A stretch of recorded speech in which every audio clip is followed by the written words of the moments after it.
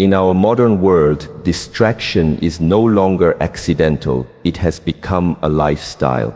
Notifications, endless scrolling, constant noise, they all demand your attention, and yet the truth is your attention is your life. Where your attention goes, your life follows. Many people wonder why they feel unfulfilled, why their goals remain distant, why their mind feels restless. The reason is simple. Their energy is scattered. Imagine a glass of clear water.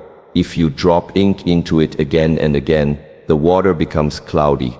The same happens with your mind. Distraction clouds clarity. To reclaim your focus, you must first recognize that focus is not something you find, it is something you create. Focus is trained, just like the body is trained. If you do not cultivate it, distraction will dominate you. Therefore, the question is not whether you are distracted. The question is, what will you do about it?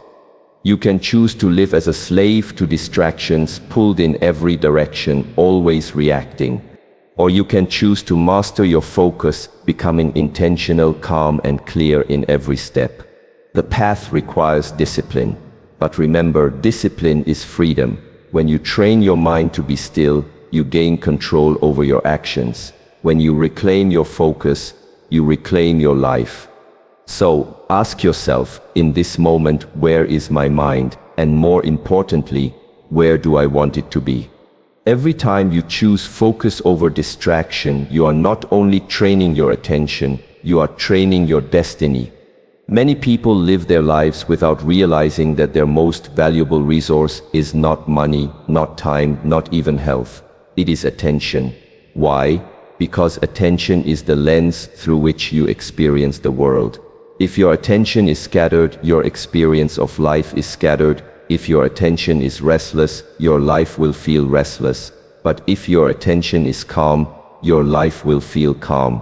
Wherever your attention goes, your energy follows. And where your energy flows, that becomes your life. You cannot separate who you are becoming from where your attention rests. If you give your attention to distractions, then distractions shape you. If you give your attention to growth, then growth shapes you. Attention is not passive, it is creative. It builds the very... Clarity is the foundation of right action. A mind that is clear knows what to do, when to act, and how to direct its energy. But clarity is fragile. It is like a still pond that reflects the sky above it. The moment stones are thrown into the water, ripples distort the reflection. In the same way, when distractions are constantly thrown into your mind, clarity disappears. Modern life is filled with such stones, endless notifications, constant updates, meaningless chatter. Each one might seem small, but together they create a storm that clouds the inner pond. And when the mind is cloudy, you can no longer see deeply. You lose direction. You lose connection with your own priorities. You may be busy, but you are not progressing. You may be active, but you are not aligned. Distraction robs you not just of time, it robs you of clarity. Imagine a traveler walking through a forest with a compass. The compass needle always points north, guiding him toward his destination. But if the compass is shaken constantly, if magnets are placed nearby, the needle dances and spins, the traveler becomes lost, even though the destination has not moved. Your mind is that compass, clarity is your true north. But every distraction is like a magnet that pulls the needle away. The more you allow distractions, the more you lose sight of where you are going. You may still be walking, still moving, still busy. But without direction, your steps may lead you deeper into the forest instead of out of it. Many people in the modern world live exactly like this. They are walking, working, moving, but without clarity. They mistake movement for progress and activity for purpose. Yet without clarity, all movement is wasted energy. When distraction clouds the mind, even simple tasks feel overwhelming. This is why so many people feel tired without knowing why. They are not exhausted from hard work. They are exhausted from divided attention. 1,000 small distractions scatter the mind into fragments, and with each fragment of attention, energy leaks away. This is why clarity feels powerful, because it gathers all the fragments of the mind into a single direction. Distraction is like trying to light a fire with scattered sparks. None of them are strong enough to burn. But clarity gathers those sparks into one flame, and suddenly the fire burns bright. The ancient masters understood this. That is why meditation, martial arts, and mindfulness were all practices to cultivate clarity. They knew that the greatest enemy of mastery is not weakness but distraction. Weakness can be trained. Distraction, however, must be removed. The tragedy is that many people believe clarity will come to them if they wait long enough. They think that someday, when life is less busy, when the phone is silent, when the world calms down, then they will be clear. But the truth is the opposite. Clarity does not come by accident, it comes by design. If you do not actively create spaces of stillness, distraction will always fill the gaps. If you do not guard your attention, the world will take it. Distraction clouds clarity, because distraction thrives in the absence of discipline. To live with clarity is not to have fewer distractions around you, but to train yourself to be unmoved by them.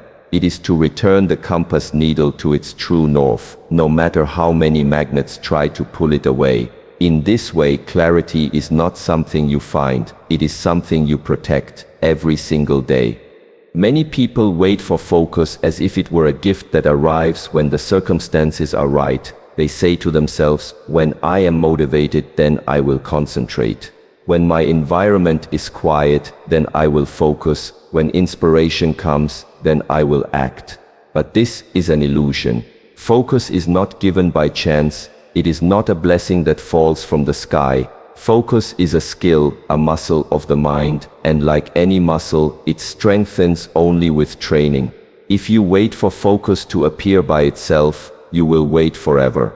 The truth is, discipline precedes focus. You first discipline your body to sit still. Discipline your breath to remain calm. Discipline your mind to return again and again to what you have chosen. Through this repeated practice, focus is forged. Without training, focus dissolves into distraction. With training, focus becomes unshakable.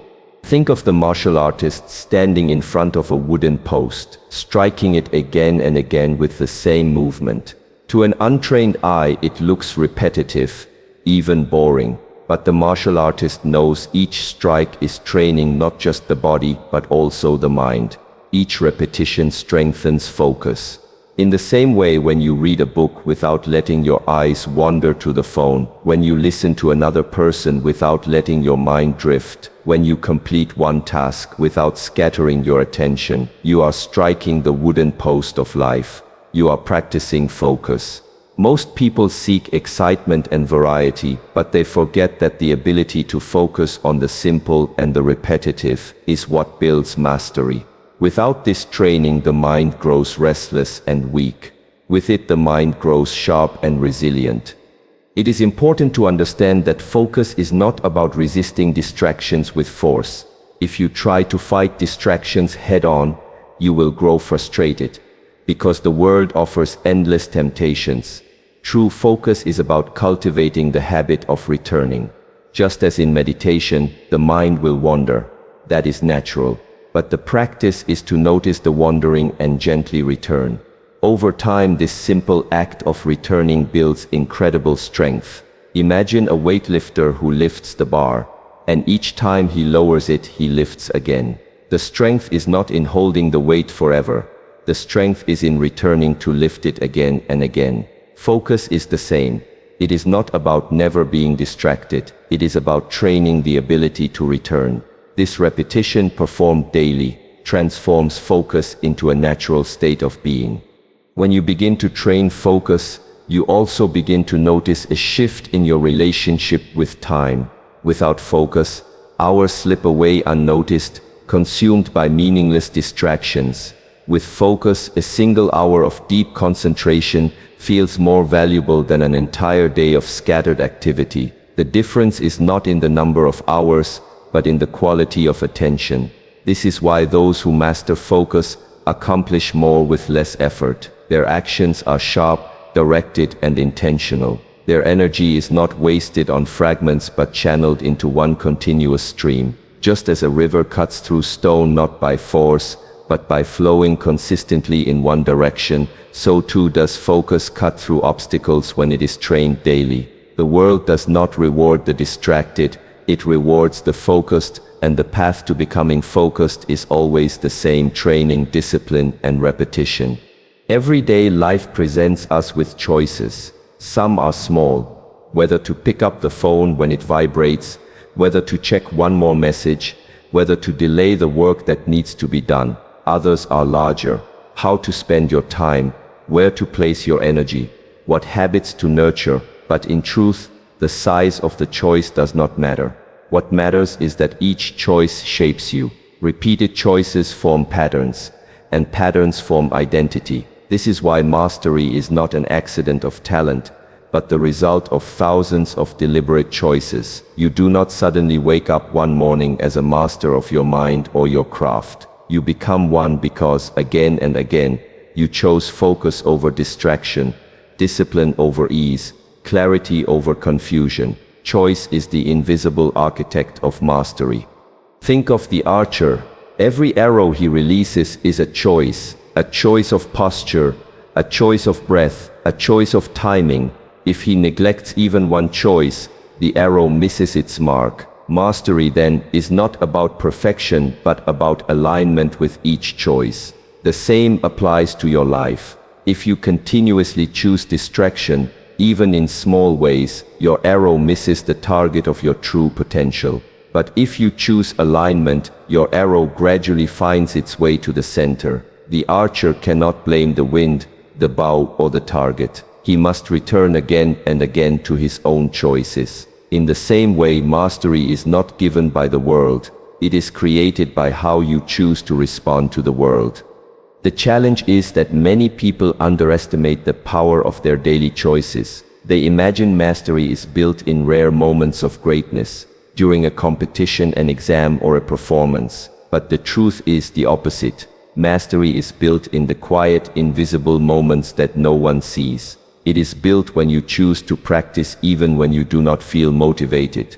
It is built when you choose to remain calm instead of reacting in anger. It is built when you choose to give your full attention to a task instead of dividing your mind. These small choices accumulate silently, but their weight is immense. Just as water dripping on stone eventually carves a path, so too do your daily choices carve the path of your destiny. The question is not whether you are making choices, you are making them constantly. The real question is, are your choices serving your distractions, or are they serving your mastery? To understand the depth of choice is to realize that freedom and mastery are inseparable. Freedom does not mean doing whatever you want in the moment. That is not freedom, that is slavery to impulse. True freedom is the ability to choose with awareness. It is the ability to pause, to reflect, and to direct yourself intentionally. Each time you make such a conscious choice, you reclaim a piece of your power. Each time you surrender to distraction, you give a piece of that power away. Mastery is not about controlling the outside world. The outside world will always remain uncertain, full of noise, full of temptation. Mastery is about controlling your response, and this control comes from choice. In this way, choice is both the path and the gatekeeper of mastery. To master yourself is to master the art of choosing well, again and again, moment by moment, day by day. Many people misunderstand the word discipline. They see it as something heavy, restrictive, a chain that limits their freedom. They believe that to be disciplined is to be rigid, joyless, and deprived of spontaneity. But this is a shallow view. In reality, the absence of discipline is not freedom. It is chaos. When you lack discipline, you are not choosing your actions. Your impulses are choosing them for you. You become enslaved to every desire, every distraction, every mood. True freedom is not the ability to do whatever you feel like in the moment. True freedom is the ability to direct your life consciously, without being enslaved by impulses. This is why discipline equals freedom. because only through discipline do you gain the strength to be free from everything that seeks to control you. Think of a musician. To the outsider, his freedom on stage looks effortless. His fingers dance across the instrument. His body moves with rhythm. His music flows as if it were natural. But this freedom did not come from chance. It came from thousands of hours of disciplined practice, repeating scales, correcting mistakes, enduring frustration. Without that discipline, there would be no freedom of expression. The same is true in every area of life. The martial artist has freedom in combat only because of years of disciplined training. The writer has freedom of creativity only because of disciplined practice with words. The individual who seeks a free and meaningful life must embrace discipline, not resist it. For without discipline, freedom collapses into weakness, and weakness cannot sustain a meaningful life. Discipline is also the structure that protects your focus. Imagine a river with no banks. The water spreads everywhere, flooding the land, losing its force. But when the river is contained by strong banks, its flow becomes powerful, cutting valleys and even generating energy. Discipline is the riverbank of your mind. Without it, your attention floods in every direction, weak and scattered. With it, your attention flows in one direction, strong and purposeful. This is why those who lack discipline feel tired and overwhelmed. Their energy is wasted on scattered pursuits. But those who live with discipline experience a quiet strength because their energy is no longer leaking into distractions. Their freedom is not chaotic. It is channeled, precise and powerful. There is also a deeper dimension to discipline. It reveals who you truly are. When you force yourself to wake up early, to train when it is uncomfortable, to work when it is tempting to procrastinate, you are not just practicing external control, you are discovering your inner self. Discipline peels away excuses. It strips you of illusions. It shows you the truth of your own character. And in that truth, freedom appears. For when you no longer hide behind impulses or distractions, you begin to live with integrity. Discipline does not chain you. It frees you from chains that were already binding you. Laziness, fear, indecision, weakness. It frees you to rise above them and to live according to your highest potential. This is the paradox. Only when you submit yourself to discipline do you become free. Without discipline, you live in bondage to everything outside you. With discipline, you live in mastery of everything within you. So in the end, the question is not whether the world is full of distractions. It always has been, and it always will be. The true question is, where will you place your attention? Will you let it scatter into fragments, stolen by every passing noise, or will you gather it, protect it, and direct it toward what truly matters? When you recognize that attention is life, when you see that distraction clouds clarity, when you understand that focus must be trained, when you realize that your choices define mastery, and when you embrace that discipline equals freedom, then you are no longer living unconsciously. You are living with intention, and a life lived with intention is a life lived fully. Do not wait for the world to grow quieter. Do not wait for the perfect time or the perfect environment. Begin now, in this very moment. With the smallest choice, return your attention, breathe, observe, and direct your mind where you want it to be. For every time you choose focus over distraction, you are not simply shaping your day, you are shaping your destiny. And remember this, freedom is not found in running away from discipline. Freedom is born through discipline. Mastery is not about controlling the outside world. Mastery is about training the world within. When you reclaim your focus, you reclaim yourself. And when you reclaim yourself, you reclaim your life.